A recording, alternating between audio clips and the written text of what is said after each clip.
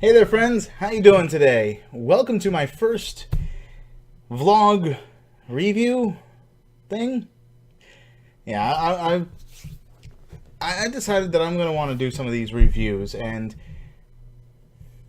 I know there's plenty of other reviewers out there. I know I'm going to be new to this, so be as brutal as you can be. If I screw anything up, just comment below.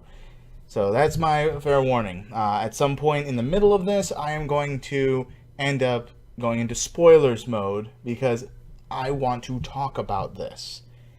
And I've got to say, I really love this movie. Okay, I like this movie. Okay, I'm not in love with it, but I like it. It's not a bad movie. It's actually very entertaining.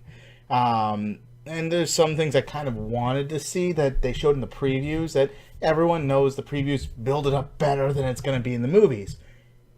And they kind of cut out some parts that I was going, I want to see that, like in the previews. Well, that's going to be spoilers, and I'll say that in the latter half of this. But for now, it was awesome! Just all the fighting, the punching, the kicking, and the bad guy. And what a great concept, and a way to wrap up the entire Kung Fu Panda story in its entirety. In the last movie, you end up, for those that haven't seen it, please see it. I'm sorry if this is going to spoil anything, but you get a little bit of backstory into Po that Po doesn't even know about. And it's great to see where that leads to, because at the very end of the second movie, again, spoilers, they end up having Poe's dad get a message. I forgot how he got the message. It's been a while since I've seen that part, but he received a message from the universe, as they kind of are explaining it as. That's why you see in the previews him meeting with Poe in the way that you have seen him. And it's hilarious the way they played it out. And I've got to admit, I laughed pretty decently, pretty hard when it came to that. And, we can't forget about the classic friends. You have Tigress, you got Mantis, you got Viper, you got Monkey, and you have Crane, all back. Same with Shifu. He's back too. And they they stick with the close bonds, which is great. I love how they've started off, they were not close at all. The middle, they're pretty close, but in this one, they have full respect for Poe because of the development they did. I think even through the TV series. So, but I don't think that you don't need to see the TV series to understand everything that's happening so far. TV series is just kind of a bonus. And they definitely did a good job with this. I really like how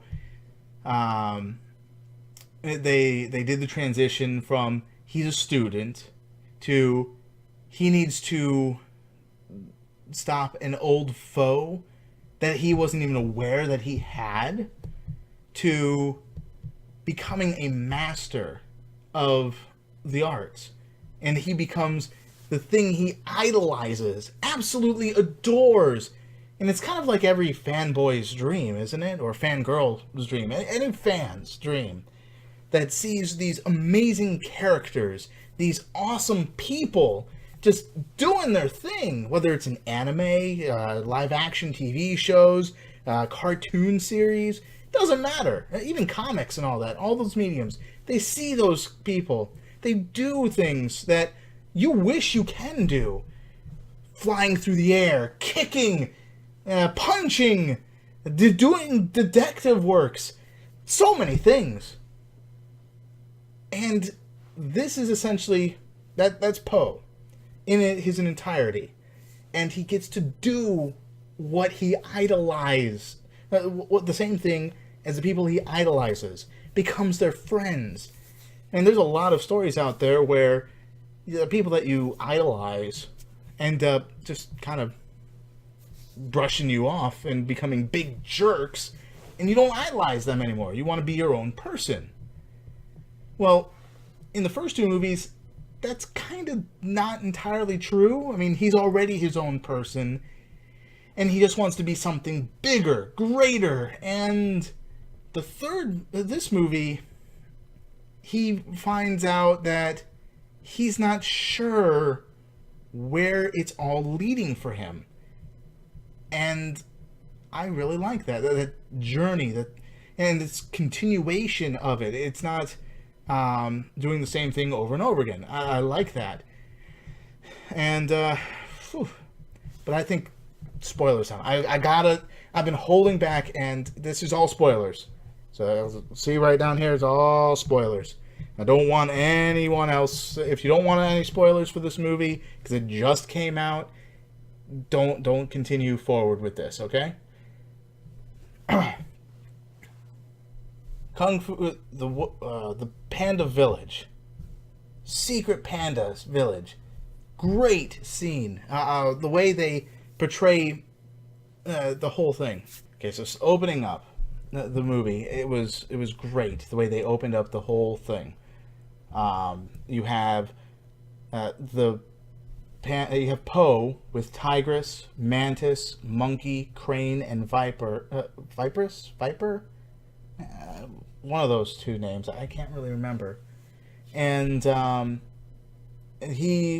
gang is basically hearing an alarm, and they are going to save the city. And that whole thing, it was all built up, becoming essentially a big old showboat. All the original five are doing their serious run and all that, while Po is showboating the entire time he's running over there. And to climax it all off, they land, do the dramatic pose as if they're getting ready to fight someone big and important. They're just ordering the dumplings from Po's adopted father's shop. It was beautiful. I loved it. And then he goes and high fives all the people, and the little touch of him moving so fast, so powerful, that he ends up striking one of the people's paws, hooves, hands, catching fire. It was well done. I really like that intro scene. It kind of encapsulated their friendship, and at the center of the story is Po, and it's always been about Po, and he doesn't even think about that because he's just showing off like a lot of people do, and it's great. But then after that, he ends up going.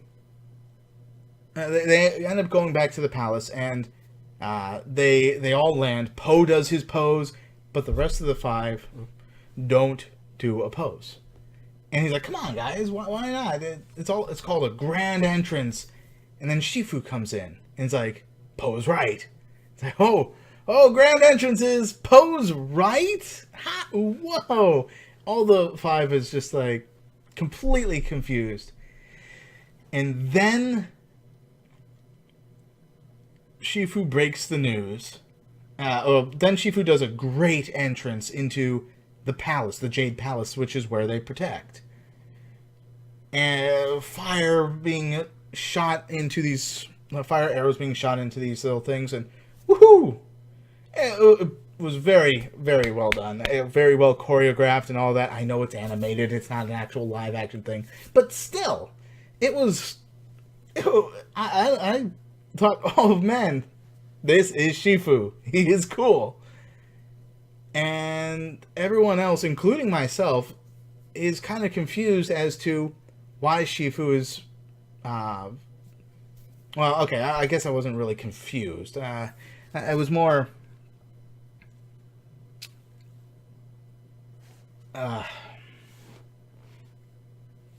what was a good term for this?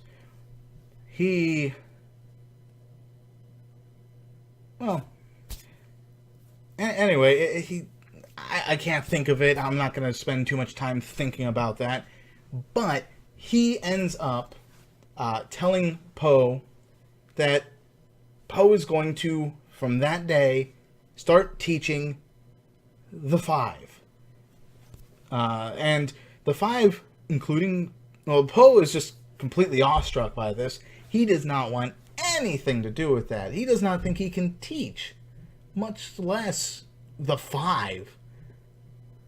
And Shifu is just like, yes.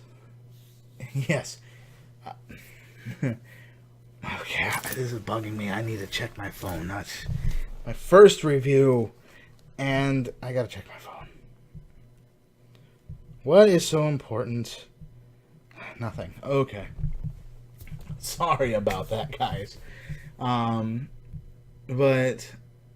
and then they go to a scene where the five are basically saying to Po, the only... What did I just say? So, yes, I threw my phone onto my bed. My bed is behind here. It's okay. I didn't break anything. But then Po, and then the five say to Po that the only thing that he can lose from them is their respect. And so Po's like, okay, let's do this. The cut scene. It's chaos. It was great. It was, oh my goodness, that's just how hilarious the whole chaotic scene was. Basically showing Po sucks at teaching, which is great because it shows he has a flaw. Despite being an awesome fighter, he can't teach, and so he needs to grow. And they show that with his interactions with Shifu afterwards, where he's basically going, I can't do this. And Shifu's like, yeah, I know you can't do this, but you gotta master doing this. You gotta master being a master. Which I thought was pretty cool, because even Shifu has stuff he hasn't learned, because he starts explaining about how the chi works, and then that he needs to sit in a cave for 30 years before he can actually master using chi techniques. Which is all great and all, until the very end, where you don't actually need 30 years in a cave to master chi. That's the one thing that kind of was... I know it's time restraints, and you kind of need to go about it fairly quickly, especially with the time limit of the gloom and doom of the big baddie that's coming from the spirit realm. Oh, did I mention the spirit realm involved? I like that. I really do. The yin and yang, the spirit realm, and the fact that the characters can still come back if they were good enough at mastering themselves. So the bad guy comes from the spirit realm, fights his old friend, brother in arms, Oogway, the turtle from the first movie that passed on and picked Po as the dragon warrior. That Oogway. You find out that for every... about the chi, a lot. There's a new concept within, but it's not new at the same time. Within the dragon... within the Kung Fu Panda. Which, okay, they're expanding the universe a bit, and I like that. The fact that they have the pandas themselves as these all-powerful chi masters, only to find that they're not anymore. I mean, it's been 500 years. A lot of the pandas have been pretty much destroyed, and all that's left is this little mountain village that doesn't want anything to do with the world. And Po has to go in, teach them how to protect themselves, more or less. And so he kind of learns to be a bit of he learns to be a teacher by seeing people's strengths. What is your strength? How can we use that to make you into a fighter? And it works. For the most part, he ends up coming up with a plan to fight the bad guy that was coming in. The bad guy has pretty much defeated most of the people at this point. And then he just ends up trying to use the skadoosh, the finger hold, the pinky, what was it called? The something finger hold. I can't remember what it was, but it's in the first movie at the very end where he goes skadoosh and pulls this pinky finger down, and a big explosion of chi, I guess it is, just comes about, sending whoever it is he's skadooshing to the spirit realm. And then what ends up occurring is he finds out that after this big battle that occurs, he can't skadoosh the guy from the spirit world, because you can only skadoosh someone if they are mortal. And he's not mortal, he's a spirit in the mortal world. But he was a mortal, but he's not anymore. Just so we're clear here. And he has the awesomest weapons ever. It's like these two swords connected by chains, and he uses them pretty much as his mobile devices. He throws them into rocks and they stick into him, and he slingshots himself using the chains. It's cool. And the way they move, the motion of the cameras and all that, I loved it. But then Poe ends up skadooshing himself, transporting himself and the spirit warrior, who was able to transport himself from the spirit world back to the mortal realm, into the spirit realm, only to have him be where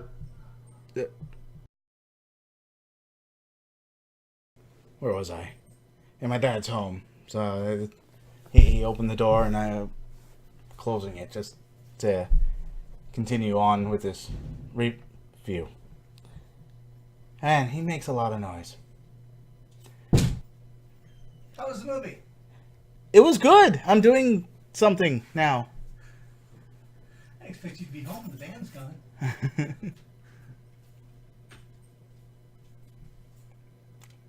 Actually reviewing it right now. Where was I?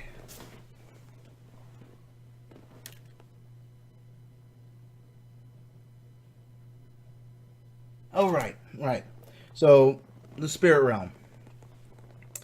Poe and the bad guy end up going to the spirit realm because Poe skadooshes himself. Which, okay. That's something. It's big. Poe is dead?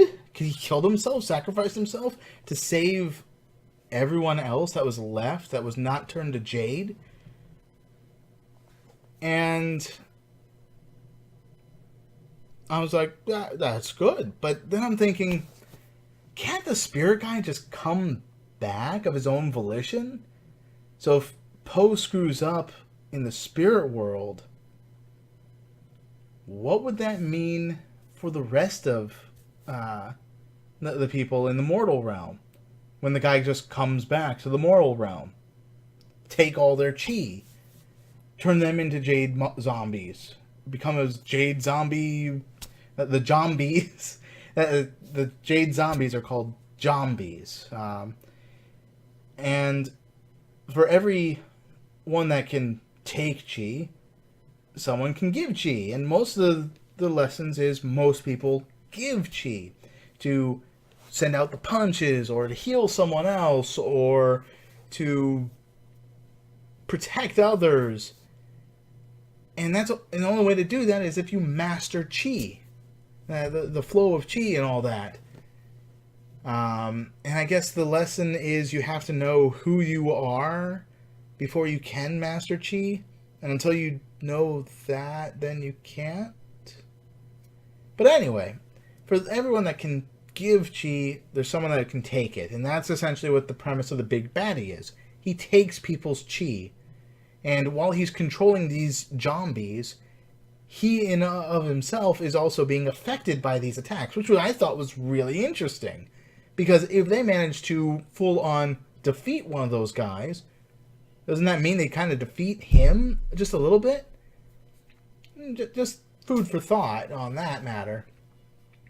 But then, now while in the spirit world, Poe ends up getting ready to be lost. He was slowly turning to Jade as the bad guy was about to win. And this happens in most movies, and this is where the big climax occurs, that he ends up stopping the attack, I guess you could say, through everyone else in the mortal realm who discovers who they are to give their chi to Poe, who's in the spirit world, the spirit realm. And this is the part I know it was necessary for Poe to be able to reach I have mastered chi-hood, but that was kind of the weakest point of the movie, I think. It's very touching, but now everyone has mastered... Well, that wasn't captured by the big baddie. Kai was his name. The running joke was no one knew who Kai was, and I was just about to forget who he was too. But what ends up happening is he just goes in. The group ends up mastering their chi to give Poe, who's in the spirit world, their chi, and I just. So now everyone has mastered their chi by the end of this movie. Poe goes into his super chi form, which I don't mind. He was the Dragon Warrior, and they played it off very funnily. I was laughing with it. I was enjoying it. Then he beats the bad guy, doing the whole, okay, you take chi, here's mine. It's too much chi, I explode. Which, okay, that's great. All the masters and everyone that was captured by the Kai ends up becoming free again. They're no longer zombies. But Poe is still in the spirit world, and I'm thinking, oh snap, that's the end of it. That's it. There's nothing more. But there's still more. So Poe talks with Oogway. Oogway's like, you are my actual successor. And gives him a staff, which leads to one of the funniest lines of the movie, I think. Poe's just going, no, I can't take your staff. And Oogway's just like, don't worry, I got a bigger one. He's like, you can take the small one. It's my... souvenir, my toy staff. I got a bigger one in the back. Be careful. And I just find that amusing. That Oogway's like just this big child at heart, despite being hundreds of years old. But that he's a tortoise, so he does live that long. And I just find that dynamic great, because Poe is just this super awestruck, childish fighter that still manages to beat these super serious bad guys. And he's very much like every fanboy out there, fangirl, and any fan person out there, I'll just call them fan persons, that wants to be who they idolize. And he not only becomes the idol, stands toe-to-toe with his idolizations, idolizers? Idolizees? His mentors. And befriends them and all that. But he gets to a point where he can teach them. He becomes their master. So I guess he goes beyond the fanboy, the idolizer, and the others become the idolizers of him. Wow, that's almost like a fan fiction when you think about it. Kind of a self-insert person comes to... very well done, not Mary Sue-ish kind of insert. Fan fiction, where a person comes in, becomes friends with all the main cast of the crew and all that, and then ends up growing into the person that they all respect and love and cherish over everyone. Huh. They do that very well. I like that instead of the standard way of doing it. So that I applaud. I applaud. I love it. But yeah, overall, I mean, I would have to say that this movie doesn't stand up to the first two movies. The first two movies were definitely better than the third movie here. And honestly, it wasn't bad. It was actually pretty good. The movie itself. It felt a little short. I felt a little lacking in the movie compared to the first two. But the first two had it held at such high standards that it's kind of expected almost that it wouldn't be held to that standard for every single iteration. And they also basically stated it is the end. If they come out with a Kung Fu Panda 4, I would be surprised. Quite honestly, I can't think of any way to continue it outside of the next generation of Kung Fu fighters. So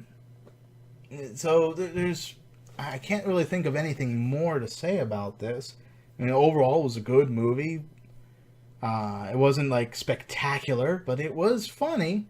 You still have the main cast from the first two movies. You got Jack Black, Jackie Chan, Angelina Jolie.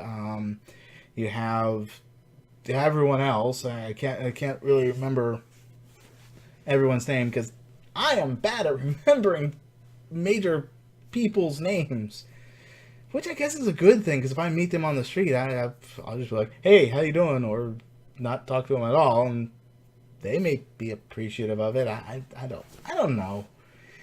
So, as a story, it was a great conclusion, and yes, I know I am starting this off on my reviews off on a sequel, but hey, I liked it. So, this is Sean Outnery hanging up from this review, everyone. Thank you so much for following along with me on my review. I'm really going into my habit of my Let's Plays. So, the next video should be a Let's Play, if not, well, it should be a Let's Play. So until then, I will see you later. And remember to always have fun!